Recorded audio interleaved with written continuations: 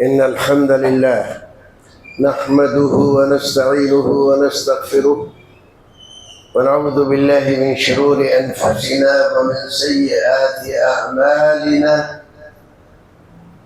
من يهده الله فلا مضل له ومن يضلل فلا هادي له.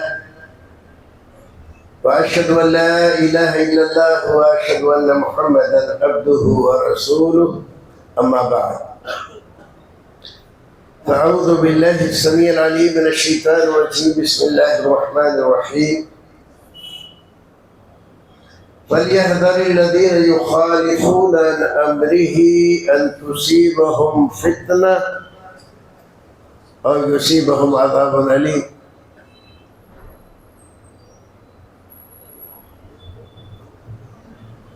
برادران اسلام دیجی بھائیو،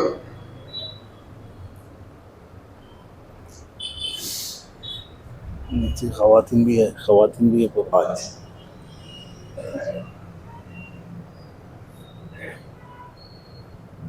قرآن شریف کی ایک چھوٹی سی آیت کریمہ آپ کے سامنے رکھی گئی ہے.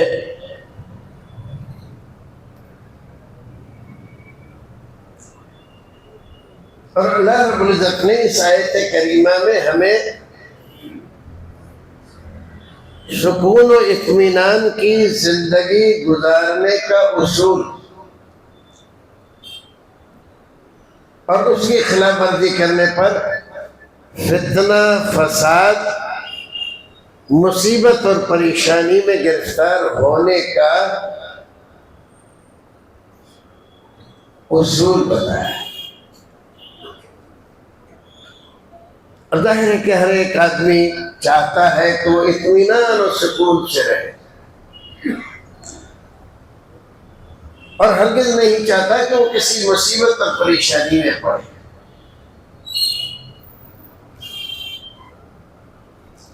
مسلمان ہی نہیں، غیر مسلم، یہودی، عیسائی، جینی، بودھ، کوئی بھی ہو، اگر وہ انسان ہے اور اس کی فطرت سلیم ہے،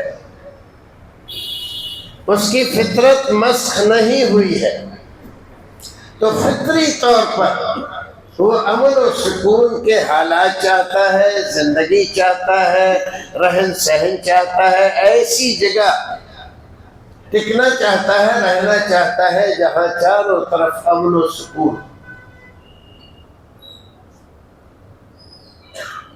وہ ہرگز نہیں چاہتا کہ کسی طرح کی پریشانی میں پڑے، مصیبت میں پڑے. وہ، اس کے بچے، اس کے گھر کے لوگ، اس کے پڑوسی، اس کے ناطے دار، رشتے دار. اس کا مطلب یہ ہے کہ انسان بنیادی طور پر امن و سکون کا طلبگار ہے. اور آپ دیکھیں گے کہ یورپ والوں کے پاس مال ہے، پیسہ ہے، وسائل ہے، اور اتنا پیسہ ہے کہ خود ان کو پتہ نہیں ہے کہ کتنی دولت ہمارے پاس ہے. سب کچھ ہونے کے باوجود بیچارے ساری دنیا میں مارے پھر رہے. ہمارے یہ ہندوستان میں بڑی تعداد میں آج کے زمانے میں آ رہے ہیں، اور ان لوگوں کے ساتھ مل کر جو سنفا اور گانجا پیتے ہیں، چلم لگاتے ہیں،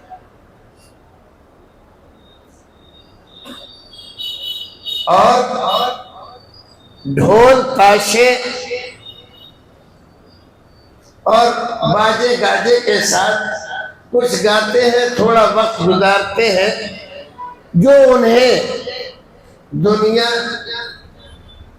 اور دنیا کی زندگی سے بے خبر کر دیتا ہے. مثلا ان کی زندگی کے چند گھنٹے بغیر ٹینشن اور فکر کے گزر جاتے ہیں. صرف اس کی تلاش میں وہ یورپ چھوڑ کر ہندوستان آتے ہیں اور اس کا نام روحانیت رکھتے ہیں. روحانی زندگی میں فکر نہیں ہوتی، چنتا نہیں ہوتی، ٹینشن نہیں ہوتا۔ ظاہر چاہے کتنا ہی خراب ہو لیکن اندرونی حالت مطمئن ہوتی ہے۔ وہاں قلق، بے قراری، بے کلی، بے چینی نہیں ہوتی، اور اس کے لیے کئی کئی مہینے یہاں پر پڑے رہتے ہیں چلم کے سہارے، اور سمجھتے ہیں کہ اس میں بڑا سکون ہے، چین ہے۔ اور آپ جانتے ہیں، مجھ سے زیادہ جانتے ہیں یہ جو کچھ بھی ہو رہا ہے یہاں پر، اور سوشل میڈیا پر اس کو دیکھ سکتے ہیں آپ۔ اور یہاں کے لوگوں نے ان لوگوں کو بیوقوف بنانے کے لیے بہت سارے ادارے بنا رکھے۔ بہرحال ان کو جانے دیجیے آپ۔ مسئلہ تو یہ ہے کہ مسلمان چین و سکون کی زندگی گزارنا چاہتا ہے، اس کو کیا کرنا چاہیے؟ یورپ جائے، امریکہ جائے، لندن جائے، وہاں پر جا کر اس کو چین و سکون ملے گا؟ ہمارے بہت سارے بھائیوں کو شیطان نے یہ بات پڑھا دی ہے کہ میں چین و سکون تو تب ملتا ہے جب اچھی بلڈنگ، اچھی کوٹھی اور اچھا کاروبار اور اچھا پیسہ، اچھا بینک بیلنس آپ کے پاس ہو۔ حالانکہ اچھا بینک بیلنس، اچھی کوٹھی، اچھی تجارتیں چین و سکون و اطمینان کی گارنٹی نہیں دیتی، بلکہ یہ بتلاتی ہے کہ جو آدمی جس قدر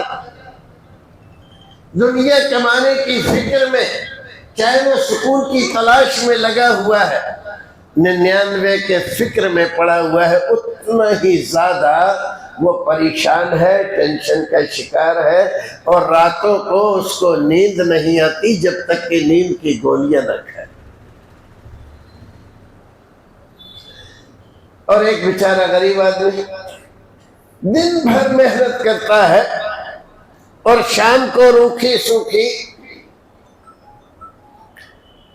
چٹنی سے کھا کر سوتا ہے تو صبح ہی اس کی آنکھ کھلتی ہے۔ رات میں اس کو کبھی نیند اچاٹ ہو جانے کا، نیند نہ آنے کا شکوہ نہیں ہوتا۔ ہمارے ہندوستان کے بہت مشہور شاعر نے ایک شعر کہا کہ سو جاتے ہیں فٹ پاتھ پر اخبار بچھا کر۔ کہاں؟ Fit path. سو جاتے ہیں فٹ پاتھ پر اخبار بچھا کر، مزدور کبھی نیند کی گولی نہیں کھاتے۔ یہ غریب لوگ کبھی نیند کی گولی نہیں کھاتے۔ نیند کی گولیاں کون کھاتا ہے؟ جنہوں نے مال، کوٹھیاں، زمین جائیداد، بینک بیلنس، اس لیے سب کچھ کیا تھا کہ چین و سکون نصیب ہو جائے، لیکن چین و سکون ان کی زندگی سے رفو چکر ہو گیا۔ بہرحال یہ بات تو دوسری طرف جا رہی ہے، اس کو چھوڑتے ہیں۔ بات یہ تھی کہ چین و سکون کیسے ملے گا؟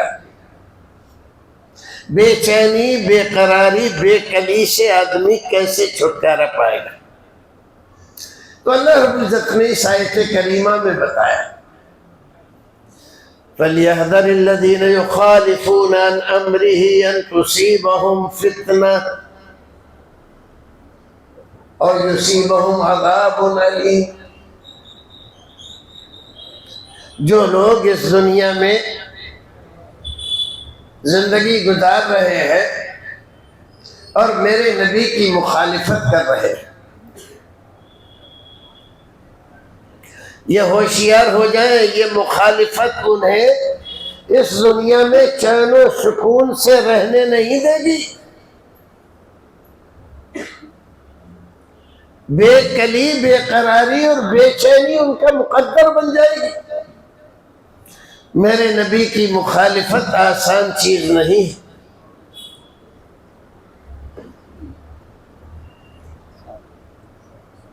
اور جو لوگ میرے نبی کی مخالفت کرتے ہیں، ان تصیبہم فتنہ، تو سب سے پہلی چیز جس سے وہ دوچار ہوتے ہیں وہ فتنہ ہوتا ہے۔ فتنہ گھر میں، باہر میں، سماج میں، مسجد میں، مدرسے میں، کاروبار میں، رہن سہن میں، رشتہ داروں میں، ناطے داروں میں، ہر جگہ، ہر سطح پر فتنہ ہی فتنہ رہتا ہے۔ اور یہ فتنہ انہیں کسی کل چین سے رہنے نہیں دیتا۔ آج دیکھو ہمارے یہاں مسلمانوں میں کتنے فتنے ہیں۔ حالت یہ ہے کہ ہماری مسجدیں، ہمارے مدرسے، ہمارے ادارے، ہمارے گھر، ہمارے بزرگ، ہماری مائیں بہنیں، ہمارا کاروبار، ہر ایک چیز دشمنوں کے نشانے پر ہے۔ آئے دن ہم خبر پڑھ رہے ہیں، یہاں پر مسجد گرائی جا رہی ہے، وہاں پر مدرسے پہ مصیبت آ رہی ہے، اور دوسری جگہ ہمارے کسی غریب بھائی کی لنچنگ ہو رہی ہے۔ اور اسی کے ساتھ ساتھ آپ دیکھو کہ مسجدوں کے سامنے بورڈ بھی لگ رہے ہیں کہ غیر مذہب والے کو اس مسجد میں آنے کی اجازت نہیں ہے، آئے گا تو نتائج کا ذمہ دار خود ہوگا۔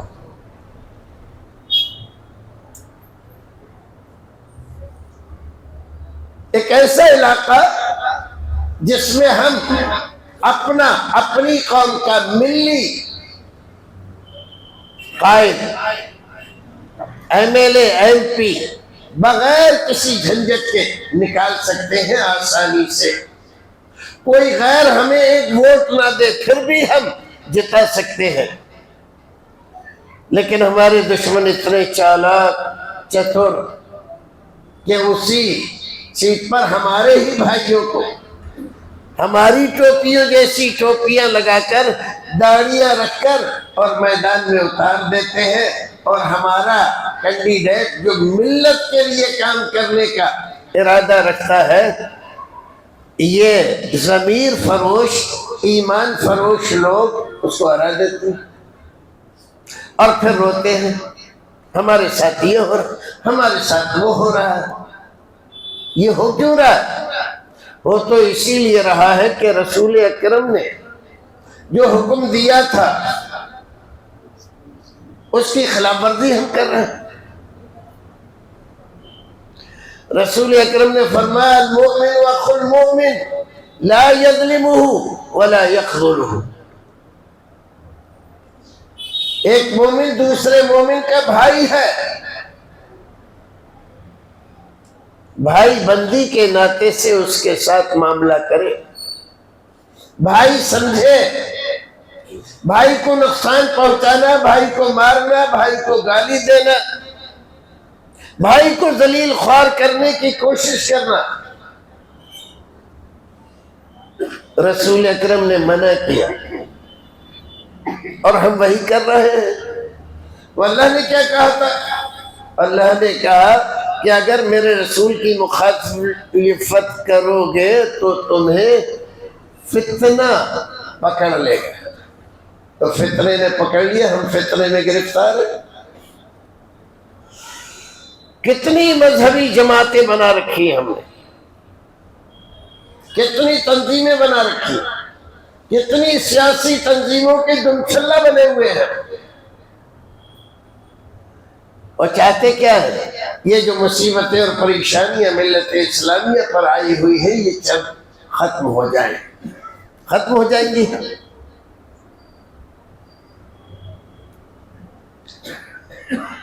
کام دوزخ کے کریں اور جنت کے ہوں امیدوار، یہ کیسے ہو سکتا ہے؟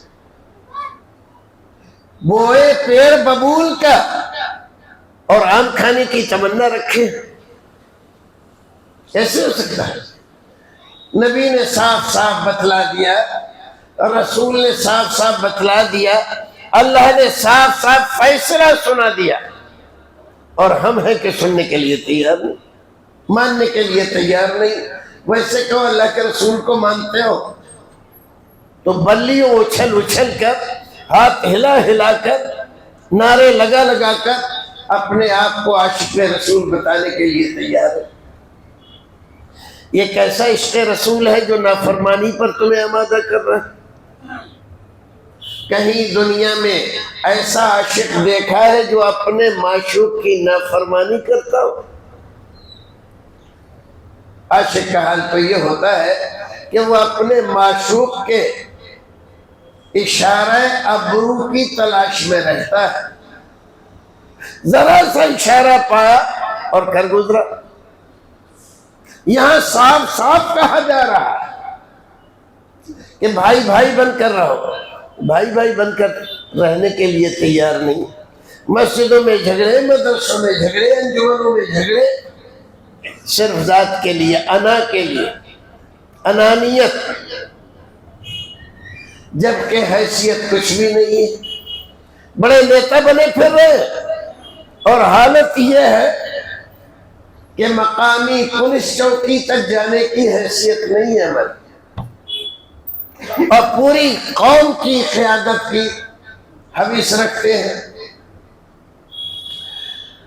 تو بھائیو، جب تک رسول اکرم صلی اللہ علیہ وسلم کی اطاعت و فرما برداری میں اپنا سب کچھ، خواہشات، نفسانیات، انانیات، ان تمام کو قربان نہ کر دو گے، امن، چین، سکون، شانتی نصیب نہیں ہوگی۔ یہ تو اللہ کا فرمان ہے، میں نہیں کہہ رہا ہوں، کوئی مولوی نہیں کہہ رہا۔ فَلْيَحْذَرِ الَّذِينَ يُخَالِفُونَ عَنْ أَمْرِهِ أَن تُصِيبَهُمْ فِتْنَةٌ۔ تو رسول کی مخالفت کے نتیجے میں سب سے پہلی جو بڑی چیز آتی ہے وہ ہے فتنہ۔ ہم فتنے میں، پوری قوم فتنے میں مبتلا ہو جاتی ہے، گھر گھر میں فتنہ ہو رہا ہے۔ او یصیبہم عذاب علیم، یا اللہ رب العزت عذاب علیم میں مبتلا کرتا ہے۔ عذاب تو ہزاروں طریقے کے ہوتے ہیں، لیکن اللہ رب العزت فرماتا ہے کہ یہ عذاب وہ ہے جو علیم ہے۔ علیم بڑا دردناک، بے چین کرنے والا، کسی کل چین نہ آئے ایسا عذاب۔ اور آج دیکھو ہندوستان میں امت مسلمہ کی حالت ایسی ہی ہے کہ کسی کروٹ چین ملنے کے آثار نظر نہیں آتے۔ تو سکون اور چین کا نسخہ کیا ہے؟ ہم اپنی خواہشات کو، اپنے نظریات کو، اپنے خیالات کو، ان تمام کو رسول اکرم کی فرما برداری میں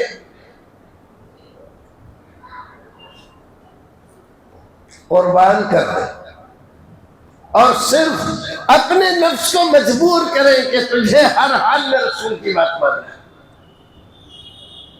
رسول کی بات مانو گے تو چین، سکون، امن اور جو کچھ تم چاہتے ہو، تمہارے پاس کچھ نہیں ہے، اس کے باوجود تم پرسکون رہو گے، تمہیں ڈر نہیں رہے گا، خوف نہیں رہے گا، کسی چیز کی چنتا نہیں ستائے گی۔ کب؟ جب اللہ کے رسول کی فرما برداری کرو۔ ذرا اندازہ لگاؤ، رسول اکرم صلی اللہ علیہ وسلم کے صحابہ کرام، حالت یہ تھی ان کے پاس کھانے کے لیے کچھ نہیں تھا، پہننے کے لیے کچھ نہیں تھا، لیکن اس کے باوجود چین اور سکون اتنا تھا ان کی زندگی میں کہ انہیں کسی چیز کی چنتا اور فکر نہیں تھی۔ اصحاب صفہ کا تو آپ نے ذکر سنا ہوگا. حضرت امام بخاری امام مسلم رحمۃ اللہ علیہما ذرا دیکھو دونوں اپنی کتاب میں اصحاب صفہ کے تعلق سے جو احادیث ذکر کرتے ہیں ان میں ایک حدیث یہ ذکر کرتے ہیں کہ ان کے پاس گھر نہیں تھا رہنے کے لیے. اللہ کے رسول نے مسجد ہی میں ایک چبوترا بنا دیا تھا, وہی رہتے تھے بیچارے, گرمی جاڑا برسات. اور جو لوگ مدینہ گئے ہیں اللہ نے ان کو اس کے دیدار سے شرفیاب کیا ہے, وہ جانتے ہیں کہ مدینے میں گرمی بھی بے انتہا پڑتی ہے اور سردی بھی ایسے ہی بہت شدید پڑتی ہے. اور یہ لوگ بیچارے ان کے پاس جب دو کپڑے پہننے کے لیے نہیں ہے تو لحاظ گندے اور دوسری چیزیں آرام کی کہاں سے آئیں گی؟ اس کے باوجود وہیں رہتے ہیں. کوئی کاروبار نہیں ہے, کوئی تجارت نہیں ہے, کھانے کا کوئی بندوبست نہیں ہے. کوئی انصاری صحابی اپنے باغ سے کھجور کا ایک خوشہ, ایک گہر کاٹ کے لاتا ہے اور صفہ کے اس چبوترے پہ لٹکا دیتا ہے. اور یہ بھوکے ہیں کئی وقت کے, تو ان میں سے جو آدمی اس کو پیاس ستاتی ہے, بھوک ستاتی ہے, تو اٹھتا ہے, چند کھجوریں کھاتا ہے اور پیٹ بھر کے پانی پی لیتا ہے. کھجوروں کا گچھا لٹکا ہوا ہے, چاہے تو اکیلا بیٹھ کے سارا کھا جائے, نہیں کھاتا. دوسرے بھائیوں کا خیال ہے, دوسرے کو بھوک ستاتی ہے, وہ بھی اٹھتا ہے اور چند کھجوریں کھا کے اور پیٹ بھر کے پانی پی لیتا ہے. لیکن اشانتی ہے کیا؟ بے قراری اور بے کلی ہے کیا؟ ٹینشن ہے کیا؟ نہیں, نہایت اطمینان کی زندگی گزار, کوئی ڈر نہیں, کوئی خوف نہیں, کوئی چنتا نہیں. کیوں؟ اس لیے کہ اللہ کے رسول کے فرمان کے سامنے انہوں نے اپنی خواہشوں کو قربان کر دیا. تمنائیں نہیں, آرزویں نہیں, اپنے نفس کو اتنا زیادہ کاڑھا ہے, اتنا زیادہ سدایا ہے کہ ان کا نفس ان کے خواہش سے آگے چلنے کی تمنا نہیں کرتا. یہ تھے صحابہ کرام, یہ تھے صحابہ کرام. کچھ نہ ہونے کے باوجود سب کچھ ان کے پاس تھا, جس کی تلاش میں آج دنیا ماری ماری پھر رہی ہے. چین و سکون, اور چین و سکون نہیں مل رہا ہے اس کو. اور یہ رسول اکرم کے ماننے والے کچھ نہیں ہے ان کے پاس, لیکن چین و سکون اتنا ہے کہ اس سے بڑھ کر کسی کے پاس نہیں, کسی قوم کے پاس نہیں. بھائیو عزیزو, یہ صحابہ کرام رسول اکرم صلی اللہ علیہ وسلم ارشاد فرماتے ہیں. حضرت ابو ہریرہ راوی ہے اور ابن ماجہ کی حدیث ہے, اور علامہ البانی فرماتے ہیں یہ حدیث صحیح ہے. ما امرتکم بہ فخذوہ وما نہیتکم عنہ فانتہوا. اگر میں کسی بات کا تمہیں حکم دوں تو اسے بجا لاؤ, اور اگر کسی بات سے روکوں تو اس سے رک جاؤ. تمہاری عقل کہہ رہی ہے, تمہاری فکر کہہ رہی ہے, تمہارا تجربہ کہہ رہا ہے یار اس میں تو فائدہ ہے, ایسا کر لیں گے تو اس سے اتنا فائدہ ہو جائے گا, اتنا فائدہ ہو جائے گا. لیکن رسول کہہ رہے ہیں خبردار, مت کرنا, مت لینا. عقل کیا کہہ رہی ہے؟ یار کرنا چاہیے, اس سے تو ڈبل فائدہ ہو رہا ہے. آج کل ہم اسی صورتحال سے دو چار ہیں. بہت سارے ناجائز کاروبار, ناجائز صورتیں کاروبار کی ہمارے سامنے ہیں, اور صبح سے شام تک ہمارے دوست, احباب, پڑوسی اور بہت سے لوگ آ کر اسکیمیں بتاتے ہیں. فلاں کمپنی نے یہ اسکیم نکالی ہے، دن دگنی رات چوگنی ترقی ہو رہی ہے، گھر بیٹھے ہینگ لگے نہ پھٹکری رن چوکھا۔ تو ہمارے بہت سارے بھائی ہیں یہ دیکھے بغیر کہ شریعت اس کی اجازت دیتی ہے، میرے رسول اس کی اجازت دیتے نہیں دیتے ہیں، بس فائدے کے چکر میں اس کے پھندے میں پھنس جاتے ہیں، اور پھر بعد میں جب اس کے نتائج بد آتے ہیں تب روتے ہیں یہ ہو گیا اور وہ ہو گیا۔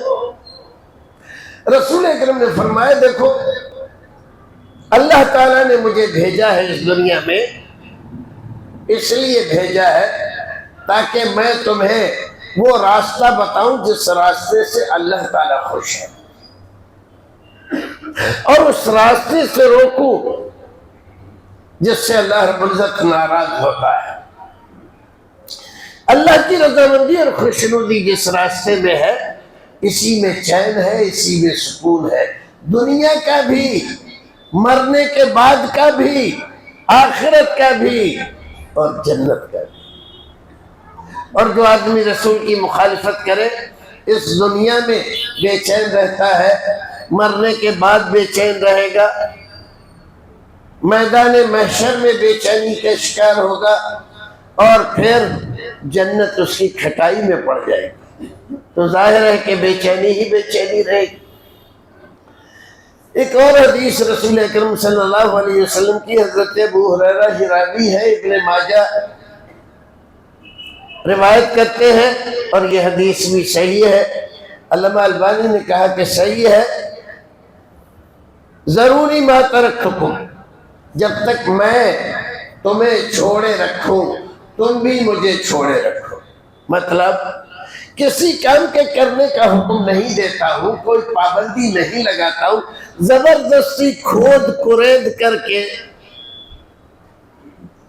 مسئلے کی کھال نکالنے کی کوشش نہ کرو۔ اگر مولوی صاحب ایسا ہو جائے تو آج کل اکثر پوچھتے ہیں مولوی صاحب وہ دعوت ہو رہی ہے فلاں جگہ لیکن وہ آدمی اس کا کاروبار ایسا ہے، جائیں نہیں جائیں؟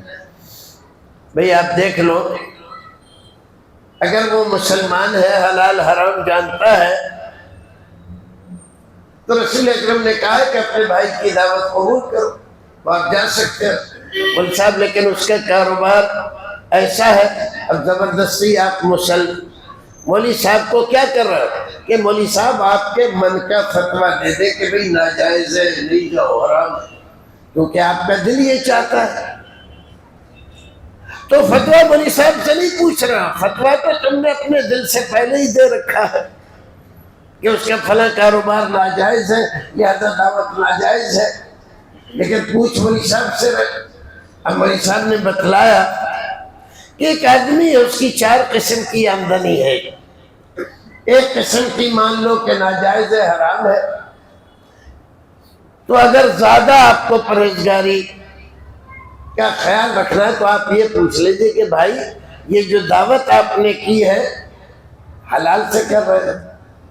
اور وہ کہتا ہے ہاں حلال سے کر رہا ہوں، تو آپ جاؤ۔ نہیں تو کہاں سے حلال سے کی ہے، کون سے فنڈ سے کی ہے، کہاں سے کمایا تھا، کس سے؟ اس کا مکلف اللہ نے نہیں کیا، رسول نے نہیں کیا، شریعت نہیں کر رہی ہے، آپ زبردستی اس میں کیوں پڑ رہے، اپنے آپ کو مصیبت میں کیوں ڈال رہے؟ رسول اکرم نے منع فرمایا، من شدد شدد اللہ علیہ۔ تو آپ یہ بال کی کھال نکالنے کی کوشش مت کرو، ظواہر پر حکم لگایا ہے شریعت نے تو وہیں تک رہنے دو، وہ کیسے کر رہا ہے سزا اس کی وہ بھگتے گا۔ آپ کو حکم ہے کہ کوئی مسلمان اگر دعوت کرتا ہے تو جو 6 حق بتائے ہیں اس میں ایک حق یہ بھی ہے اذا دعاک فاجب، تو آپ اس کی دعوت قبول کرو، اور آپ کو لگ رہا ہے شریعن حرام ہے تو مسئلہ کیوں پوچھ رہے ہیں؟ وہ تو آپ کو معلوم ہی ہے کہ حرام نہیں کہنا چاہیے، تو مولوی صاحب کے پوچھنے سے مولوی صاحب کہہ دیں کہ ہاں کھا لو تو حلال تھوڑی ہو جائے، وہ تو پہلے ہی حرام ہے۔ مولوی صاحب سے پوچھنے کی تو ضرورت ہی نہیں. تو رسول اکرم فرماتے ہیں جب تک میں پابندی نہیں لگاتا ہوں زبردستی پابندی مت لگاؤ. ہر چیز درست ہے، جائز ہے جب تک شریعت نہیں روکتی. فَإِنَّمَا هَلَكَ مَنْ كَانَ قَبْلَكُمْ بِسُؤَالِهِمْ وَاخْتِلَافِهِمْ عَلَى أَنْبِيَائِهِمْ. پرانی قومیں اکثر ان کی ہلاکت و بربادی کا سبب یہ تھا کہ نبی کچھ کہتا تھا اور وہ کچھ کرتی تھی، نبی کی مخالفت کرتی تھی، اور زبردستی سوال پر سوال، سوال پر سوال کر کر کے مسئلے کو، آسان مسئلے کو مشکل بنا دیتی. سورہ بقرہ میں ذکر کیا گیا نا بنی اسرائیل کا.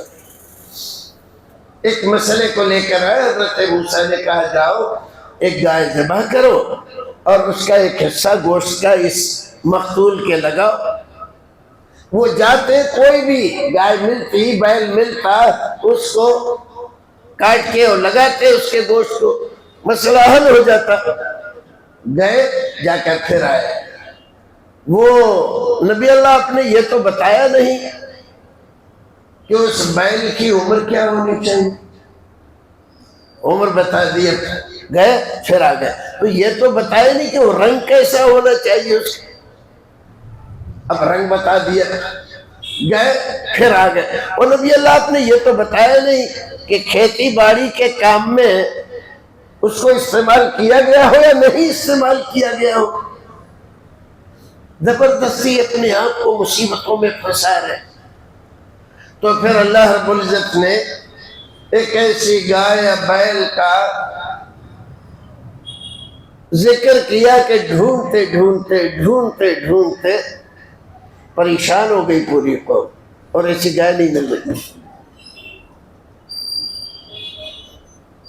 آخر میں اگر انہوں نے یہ نہیں کہا ہوتا کہ اب انشاءاللہ ہم کامیاب ہو جائیں گے، تو کامیاب نہ ہوتے، زندگی بھر ڈھونڈتے تھے. تو بھائیو، اسلام کا یہ اصول بھی یاد رکھو. آج کل بہت سارے لوگ اس میں پریشان ہو. ایک اور بات بتائی، فَإِذَا أَمَرْتُكُم بِشَيْءٍ فَخُذُوهُ مِنْهُ مَا اسْتَطَعْتُمْ. نبی کے فرمان پر جتنا ہو سکے اتنا عمل کرو، ویسا ہی کرنا تمہارے بس سے باہر ہے. جتنا تم کر سکتے ہو اتنا کر لو. وَإِذَا نَهَيْتُكُمْ عَنْ شَيْءٍ فَانْتَهُوا. اور میں منع کروں کسی چیز سے تو باز آ جاؤ. یہ کیسے ہو سکتا ہے مولوی صاحب؟ آج کے زمانے میں تو یہ ہے، کاروبار میں تو یہ ہو رہا ہے، زمانے میں یہ ہو رہا ہے، مارکیٹ میں یہ ہو رہا ہے. اب یہ سب بہانے سب نکال کے نبی کی نافرمانی کے لیے راستے تیار کر رہے ہو. یہ مت کرو. بہت ساری حدیثیں رسول اکرم صلی اللہ علیہ وسلم کی. اب میں آپ کو رسول اکرم صلی اللہ علیہ وسلم کے صحابہ کرام کا طریقہ بتاتا ہوں.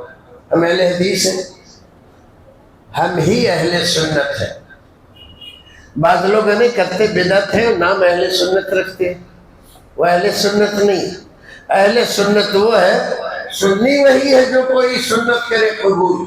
رسول اکرم کی سنت پر جو عمل کرے، اس کو پسند کرے، اس پر دل و جان سے قربان ہو، اسی کے مطابق زندگی گزارے، وہ ہے اصل سنی. اہل سنت والجماعت. اہل سنت کا مطلب رسول اکرم کی سنتوں کو ماننے والے، اس پر عمل کرنے والے، اس کو شرعی حکم ماننے والے. والجماعت. اور جماعت کا مطلب جماعت صحابہ، صحابہ کرام رضوان اللہ تعالیٰ علیہ کے طریقے پر چلنے والے، جیسے انہوں نے قرآن کو سمجھا، جیسے انہوں نے حدیث پر عمل کیا. اللہ نے کیا فرمایا، صحابہ کرام نے اس سے کیا سمجھا. رسول اکرم نے کچھ حکم دیا، صحابہ کرام نے اس پر کیسے عمل کیا. یہ ہے اصل اسلام. اسی کے لیے کہا گیا الیوم اکملت لکم دینکم. آج کل جو نئی نئی چیزیں اسلام میں ایڈ کی جا رہی ہے اور اس پر لیبل اسلام کا لگایا جا رہا ہے، یہ اسلام نہیں، یہ نقلی اسلام، میڈ ان انڈیا اسلام، وہ اسلام جو رسول اکرم لے کر آئے تھے، جس کو قرآن نے کہا کہ آج ہم نے مکمل کر دیا، جو رسول ہمیں دے کر گئے تھے وہ اسی زمانے میں پورا ہو گیا تھا، اس میں کسی اضافے کی گنجائش نہیں ہے، نہ اس میں سے کمی کرنے کی ہمیں اجازت ہے۔ صحابہ کرام رضوان اللہ تعالیٰ علیہم اجمعین، حضرت ابن عمر رضی اللہ تعالیٰ عنہ، یہ بھی ابن ماجہ کی صحیح حدیث ہے، علامہ البانی فرماتے ہیں صحیح حدیث ہے۔ اللہ کے رسول نے فرمایا لا تمنعوا اماء اللہ مساجد اللہ، اللہ کی بندیوں کو مسجد جانے سے مت روکو۔ حضرت عبداللہ ابن عمر کا ایک بیٹا فقال انا لنمنعهن، کہنے لگا کہ نہیں ہم تو ضرور روکیں گے، نہیں جانے دیں گے۔ فغضب غضبا شديدا وقال وحدثك عن رسول الله وتقول انا لنمنعهن۔ حضرت عبداللہ ابن عمر جو صحابی رسول ہے اپنے بیٹے سے فرماتے ہیں بیٹا صحابی نہیں ہے، میں تجھے اللہ کے رسول کی حدیث سناتا ہوں اور تو کہتا ہے کہ ہم روکیں گے، اللہ کے رسول کہتے ہیں مت روکو، تو کہتا ہے روکیں گے، زندگی بھر تجھ سے کلام نہیں کروں گا۔ بیٹا کتنا پیارا ہوتا ہے، اور کسی محبت نہیں ہوتی اپنے بیٹے سے، لیکن جب رسول کی محبت اور بیٹے کی محبت کا مقابلہ ہو تو رسول کی محبت آگے ہے، بیٹے کی محبت ختم۔ یار زندگی بھر کلام نہیں کرنا، غضب غضبا شدیدا، اور بعض روایتوں میں ہے ایسی گالیاں دی، برا بھلا کہا ان کو کہ ہم نے کبھی ان کی زبان سے ایسے برے الفاظ نہیں کیے۔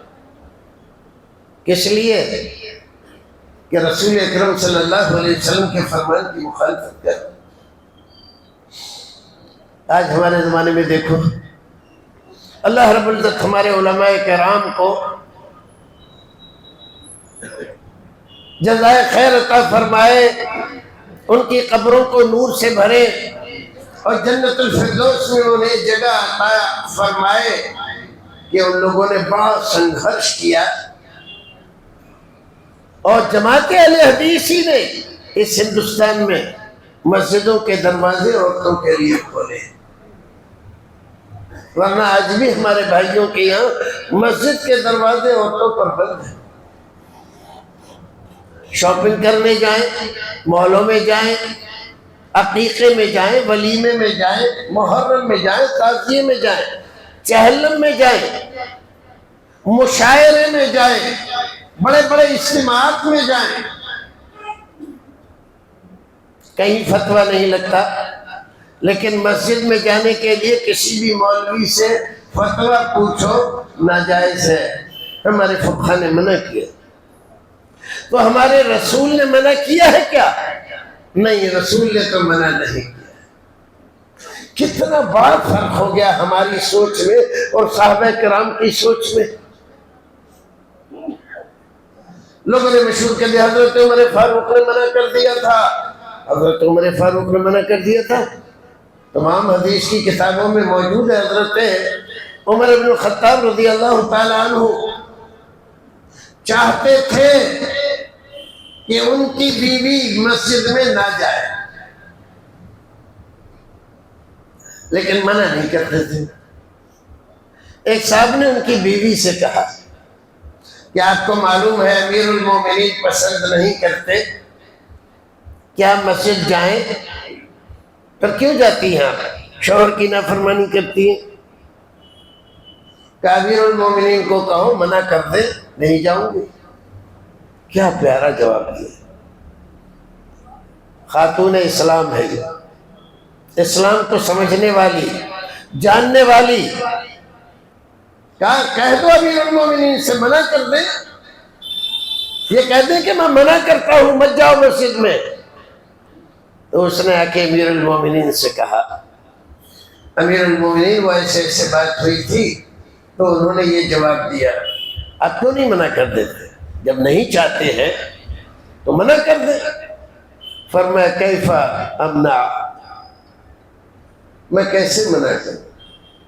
وقد سمعت رسول اللہ قال لا تمنعوا اماء اللہ مساجد اللہ، میں نے خود اپنے کانوں سے سنا ہے اللہ کے رسول فرماتے ہیں کہ اللہ کی بندیوں کو مسجد جانے سے مت روکو، تو میں رسول اکرم کے فرمان کی مخالفت کیسے کر سکتا ہوں؟ سمجھ میں آ رہی بات نہیں آ رہی؟ آج لوگوں کو سارے فتنے مسجد میں نظر آ رہے ہیں، بلکہ ایسا لگتا ہے کہ سارے ہمارے سماج کے گنڈے موالی سب مسجد میں آ رہے ہیں۔ باہر روڈوں پر، مالوں پر اور مختلف قسم کی تقریبات میں وہاں سب فرشتے آتے ہیں اور مسجد میں گنڈے لوگ آتے ہیں، عورت گئی کہ اسے چھیڑ دیں گے۔ کیا مذاق بڑھایا ہے ہم نے مسجدوں کا، اور کتنے بے اطمینان ہیں ہم اپنی خواتین کے سلسلے میں۔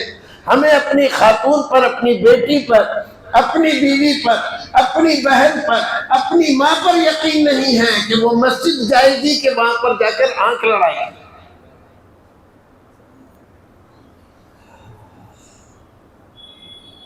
یہ کیا ہے؟ رسول اکرم کی فرما برداری ہے۔ اب یہ جو فتنے ہمارے چاروں طرف پھیلے ہوئے ہیں، فتنے کیوں ہیں؟ اللہ نے کہا تھا کہ میرے نبی کی نہیں مانو گے تو فتنے میں پڑ جاؤ گے، تو فتنے یوں آئے ہوئے ہیں ہمارے اوپر، مصیبتوں نے ہمیں یوں گھیر رکھا ہے۔ رسول کہہ رہے ہیں ایسا مت کرو، ہم کہہ رہے ہیں ہم تو ایسا ہی کریں گے۔ رسول کہہ رہے ہیں اس کی اجازت دو، ہم کہہ رہے ہیں اجازت نہیں دیں گے۔ اور آج دیکھو ہمارے یہاں ہمارے بیچارے تبلیغی جماعت والے بڑی محنت کر رہے ہیں، وقت لگا رہے ہیں، پیسہ لگا رہے ہیں، گالیاں سن رہے ہیں، دیہات لوٹا ڈنڈا لیے بیچارے پھر رہے ہیں۔ ان کی محنتیں اور کوششیں آپ دیکھو تو کتنی زبردست ہے، لیکن جو نتیجہ آنا چاہیے کیا وہ نتیجہ آ رہا ہے؟ نہیں آ رہا۔ کیوں؟ یہی ہمارے بھائی آ کر بتاتے ہیں کہ مولوی صاحب ہم فلاں علاقے میں گئے تھے، وہاں کے دیہات میں گئے تو ہم نے دیکھا کہ لوگوں کو، مسلمان لڑکوں کو کلمہ بھی نہیں آتا۔ مولوی صاحب 40-50 سال کی عمر تھی ایک آدمی کی، ہم گشت میں نکلے تو ان کو پکڑ کر لائے کہ بھائی بات سننے کے لیے مسجد میں آؤ، تو ہم نے ان سے کہا کہ ذرا سبحانہ سنا دو، تو ان کو سبحانہ یاد نہیں تھا، ان کو کلمہ یاد نہیں تھا۔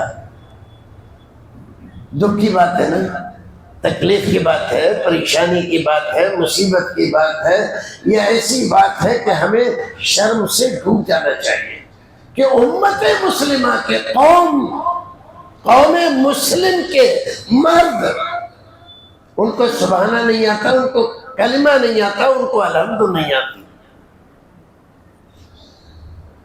بات تو ٹھیک ہے نا، لیکن ذرا یہ تو دیکھو کلمہ آتا کیوں نہیں، سبحانہ آتا کیوں نہیں؟ کیا اس کے پیچھے یہ نہیں ہے کہ ہم نے عورتوں پر مسجدوں کے دروازے بند کر دیے، عیدگاہ کے دروازے بند کر دیے، تعلیم پر پابندی لگا دی، عورتوں کے لیے کوئی تعلیمی ادارے نہیں کھولے، تو ہماری قوم کا آدھا حصہ، پورا آدھا حصہ دین سے غافل، جاہل، ناکارہ رہ گیا۔ کلمہ کون سکھاتا ہے؟ سبحانہ کون سکھاتا ہے؟ الحمد کون سکھاتا ہے؟ نماز کون سکھاتا ہے؟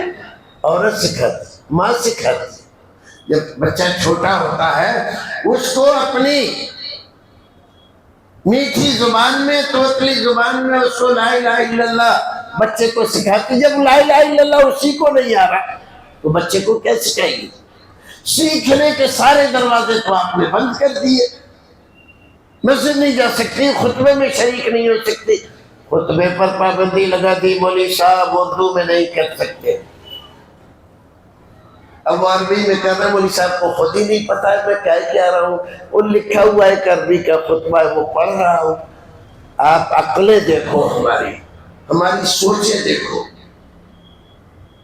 ایک بچے کی ٹیوشن کے لیے 8-8 ہزار روپے ہم خرچ کر رہے ہیں، انگلش سیکھ جائیے، اور ہماری وہ زبان جو قرآن کی زبان ہے، حدیث کی زبان ہے، اللہ کی زبان ہے، رسول کی زبان ہے، جس میں ہمارا قرآن ہے، سارے احکام دینی جس کے اندر ہیں، اس کے لیے ہم امام کو بھی اجازت نہیں دے رہے کہ بھائی اس کا ترجمہ ہی بتا دے کیا کہہ رہا ہے تو۔